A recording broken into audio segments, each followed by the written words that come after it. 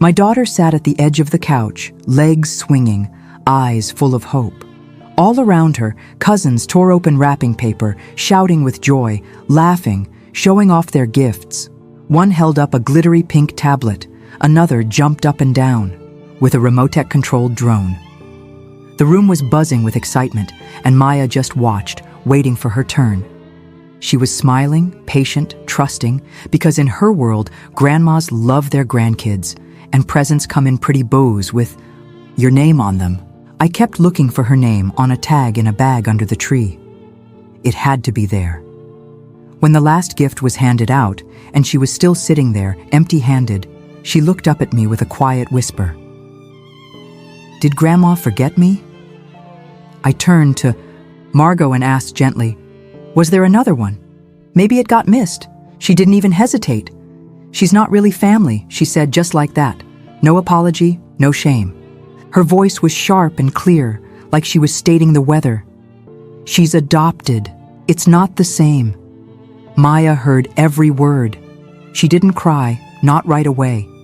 She just nodded as if that explained everything.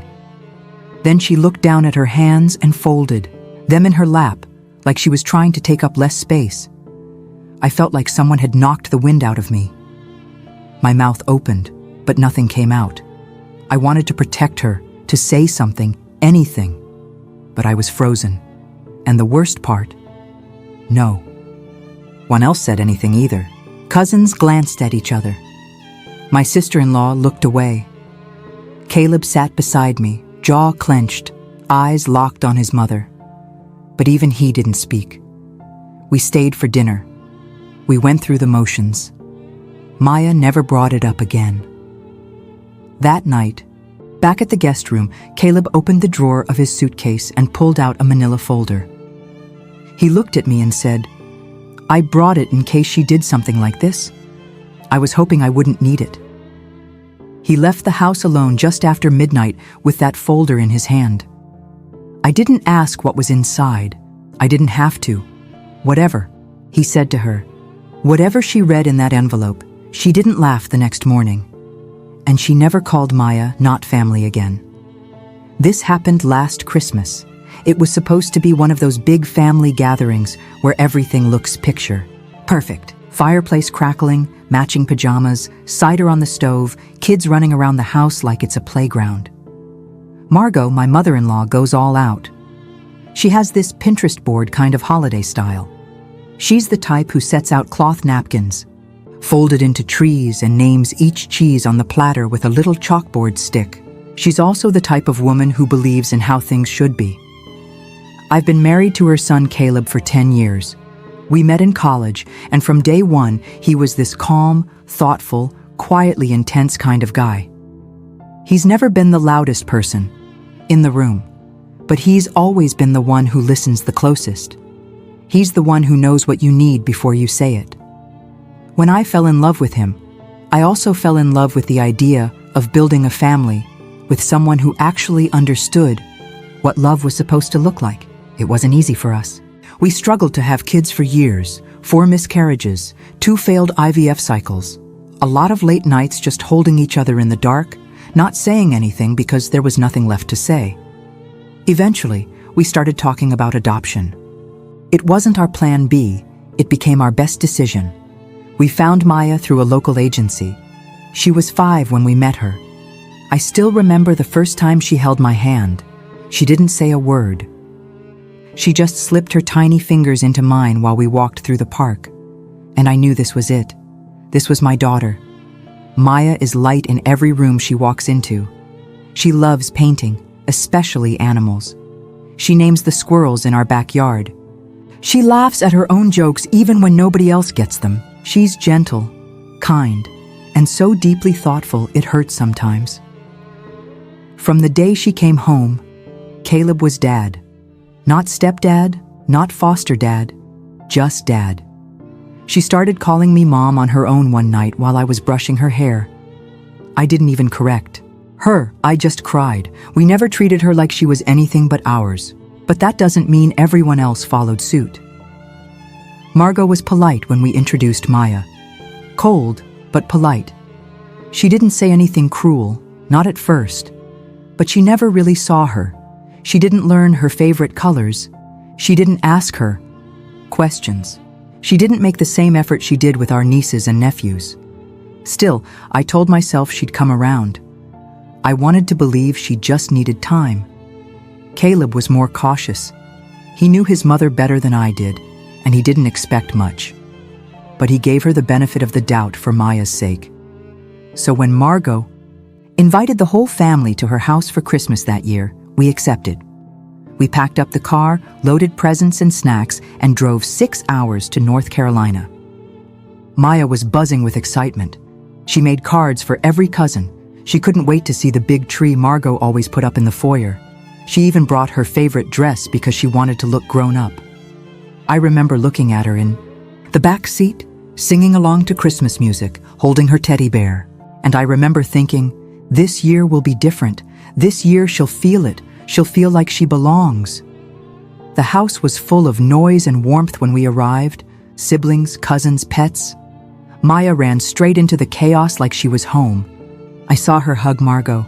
I saw Margot pat her on the head like she would a neighbor's kid, not unkind, but distant. Still, I smiled.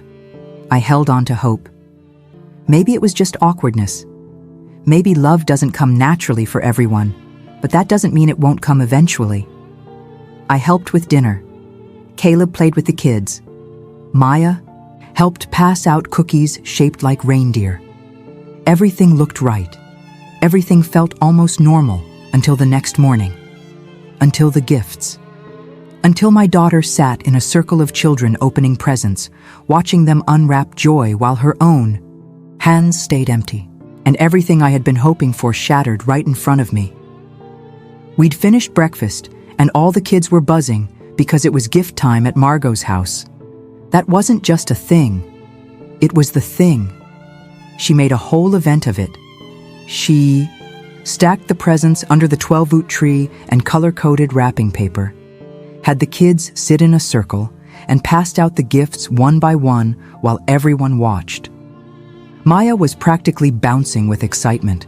She kept looking toward the tree, then back at me, whispering, "I think mine's the purple one with the snowman on it." I smiled and nodded, even though I hadn't seen her name on any of the tags. I tried to ignore that gnawing feeling in my chest. Maybe hers was hidden behind the tree. Maybe it was still in the guest room closet. Maybe Margot was saving it for last. The gifts started flying open. Squeals, giggles, everyone holding up new toys, gadgets, glittery jackets. Maya clapped for each cousin like it was their birthday. Then the pile under the tree started shrinking fast. 5 kids, 10 gifts, then 3 kids, 2 gifts, 1. None with Maya's name. And she noticed. She turned to me with a soft voice. "Did Grandma forget mine?" I looked around, pretending to search. "Maybe it's still under there," I said. That's when I stood up and asked Margot directly, "Hey, is there one for Maya that didn't make it out here?" Margot didn't look surprised. She looked annoyed, like I was making a scene, like I had broken some unspoken rule by asking. She looked right at Maya and said, "She's not really family." I didn't think it was appropriate. Silence. Not shocked silence. Complicit silence. One of the cousins started fiddling with their ribbon. My sister-in-law cleared her throat and busied herself with the trash bag for wrapping paper. No one looked at me. No one looked at Maya. I looked down at my daughter. Her face didn't crumble. She didn't cry. She just blinked slowly like she was trying to figure out what she did wrong. And then, ah God, it was the way she nodded. Just a quiet, almost imperceptible nod, like she understood something she shouldn't have to understand. I knelt beside her. My hands were shaking, but I tried to keep my voice steady. "You did nothing wrong," I whispered. She nodded again, forced a smile. "It's okay, Mommy. Maybe next year." I don't know how I didn't break right there. Caleb sat stone still, jaw clenched, staring straight ahead like if he moved, he'd explode. I kept waiting for someone, anyone to speak up to say, "Marat, that's cruel." Or, "Maya is family." Or even just, "That's not okay." But they didn't. And I was so angry, not just at Margot, but at every single adult in that room who chose comfort over courage. I wanted to scream. I wanted to grab Maya and leave, but I didn't. I stayed seated, paralyzed by the moment, trying to weigh damage control with dignity. What would it do to Maya to see me lose control? What would it do to Caleb if I went head-to-head with his mother in front of the whole family? So, I stayed, silent, and in doing so, I felt like I'd betrayed my own daughter.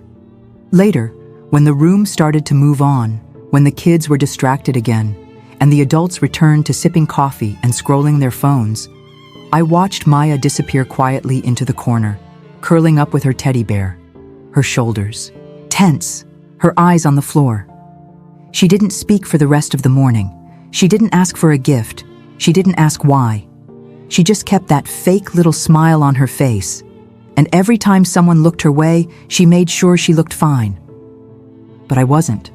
That moment burned something into me, a cold, deep fury I couldn't shake. I didn't know it yet, but Caleb had already decided what he was going to do. He'd seen enough, and he wasn't going to let that silence stand for another day. That night, the house was quiet. Too quiet. After the last dish was washed, after the wine was poured, after the polite goodnights and awkward hugs, we went back to the guest room and shut the door. Maya was already in her pajamas, curled up in bed with her stuffed fox, the one she brought everywhere. She didn't ask for a bedtime story. She didn't ask to call Santa. She just laid there staring at the ceiling. I sat beside her and rubbed her back until her breathing slowed. "Mom," she whispered. "Yeah, baby. Do you think maybe she didn't know I was coming?" I swallowed hard. "No, sweetheart." She knew. Oh, a pause. Maybe she just doesn't know me yet. I bit my lips so hard I tasted blood. "That might be it," I said. "But none of this is your fault. Do you hear me?" She nodded and turned her face into the pillow. When I stood up, Caleb was standing in the doorway holding something in his hand. He didn't say anything at first, just looked at our daughter, looked at me, then looked down at the envelope. "I'm done," he said quietly. "I've let my mom say a lot of things over the years. I let it slide because it was easier, but not this, not with Maya." I stood frozen. I had never seen him like that before. He wasn't yelling, he wasn't shaking. He was just steady, final. "What's that?" I asked. He handed it to me. A manila folder.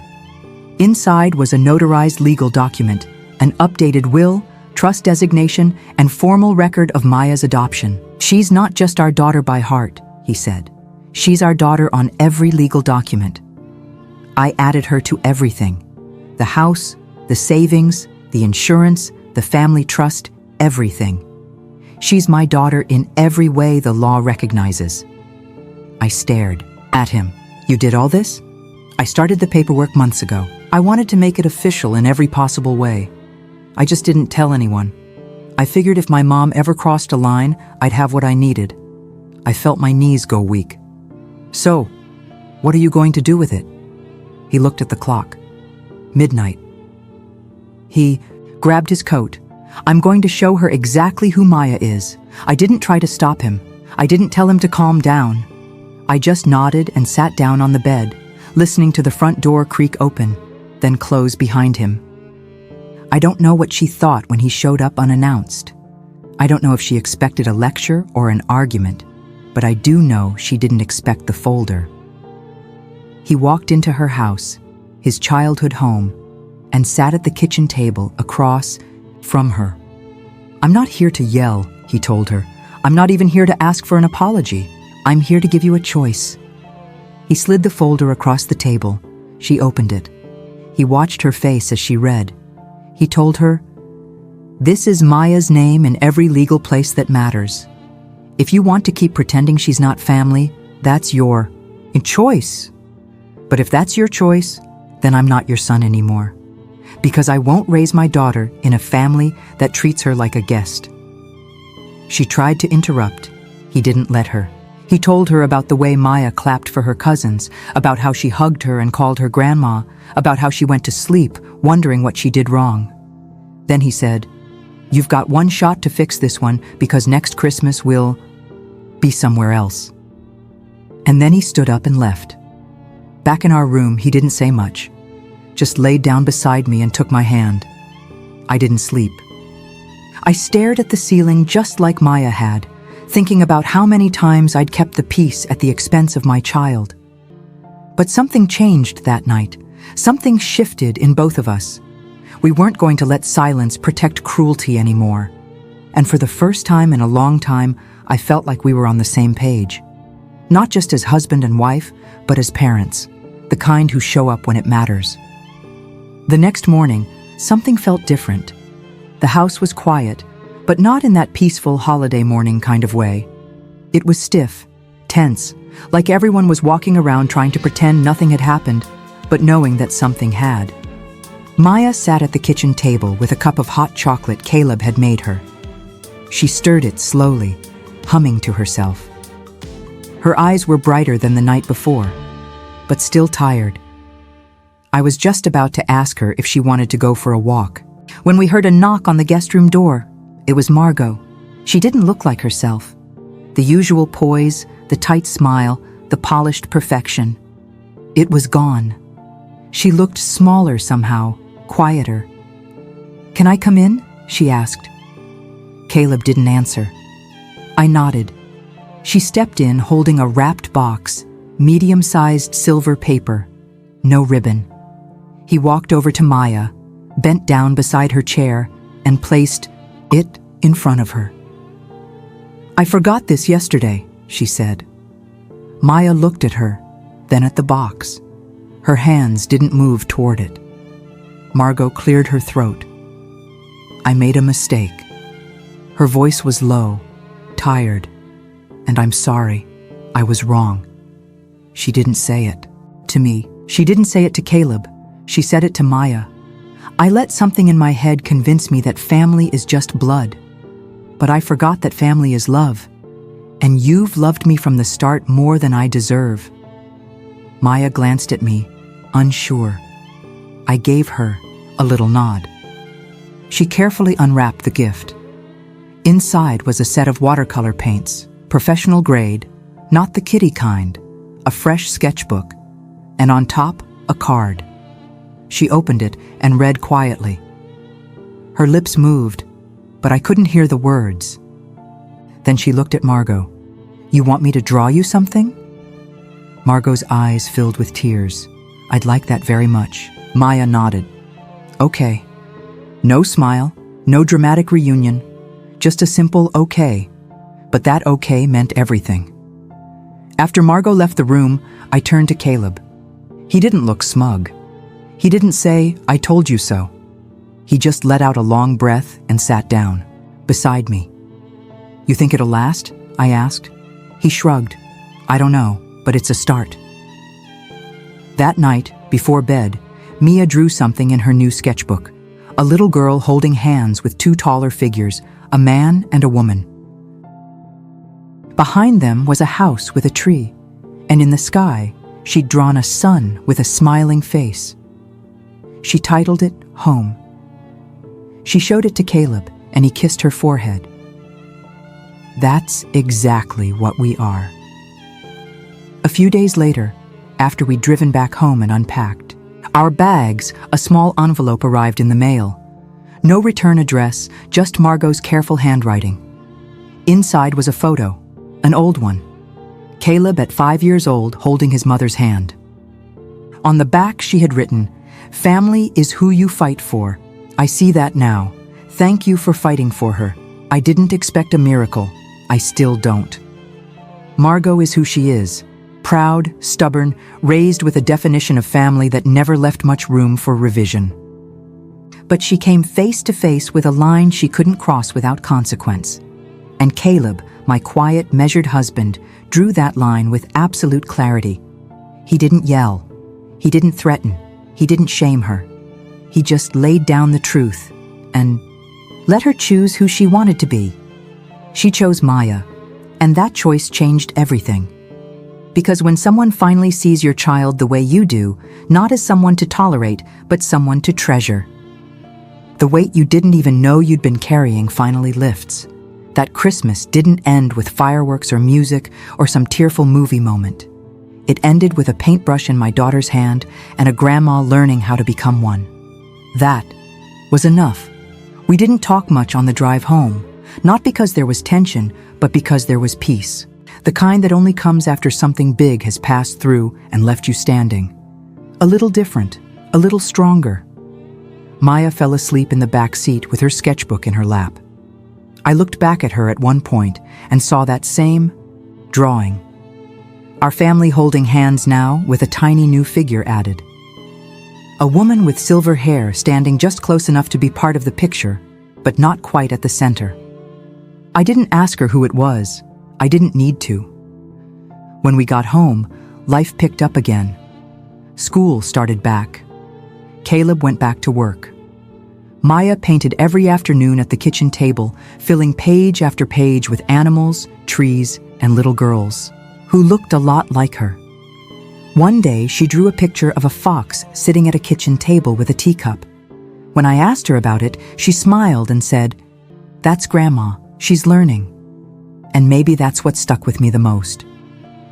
Not that Margot changed overnight. Not that everything magically became perfect, but that Maya gave her space to try.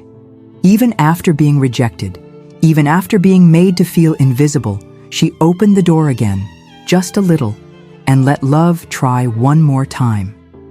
Children forgive in ways adults can't always understand.